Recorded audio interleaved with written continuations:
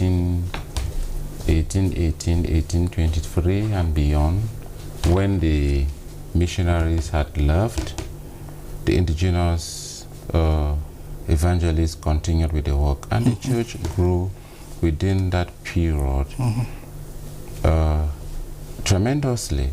So when things were kind of calm again, and when the missionaries came back after the First World War, around the 1930s, and saw the way the church had grown, we started dawning that the indigenes can really carry on with the work of the gospel.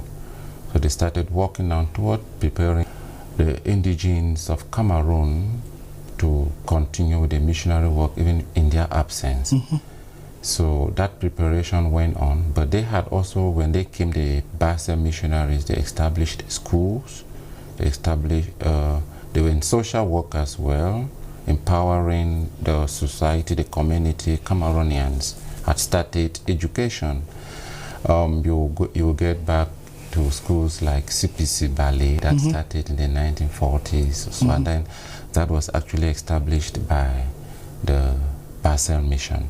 So their work kept on, they kept preparing the indigenes until 1957, when they found that they were ripe enough to carry out the missionary work, evangelization. So they had to grant independence to the Presbyterian Church in Cameroon. Then the name became the Presbyterian Church in West Cameroon.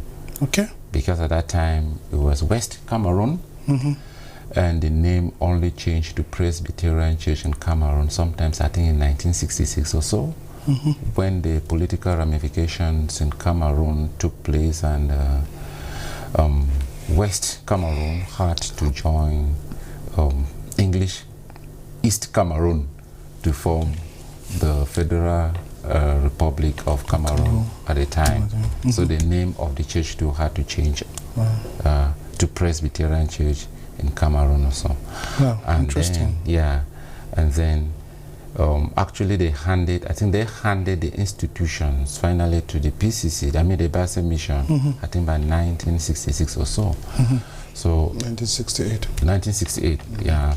So that is how the church from there continued up to this moment. But at that early stage, there were some challenges, especially in terms of financial autonomy, and also in terms of the church being truly indigenous, because they still had the image, the picture of the Basel mission in their mind. So as time went on, the church was growing to become an indigenous church.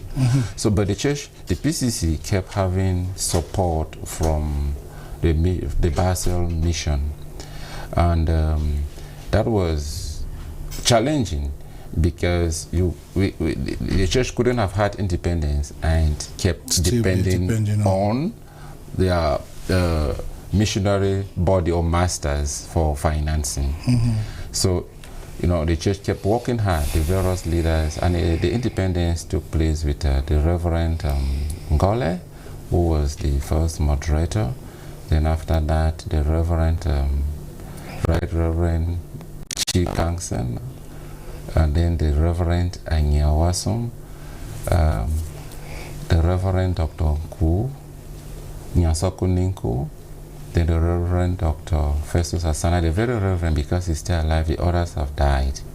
And after the very Reverend Dr. Festus Asana, now we have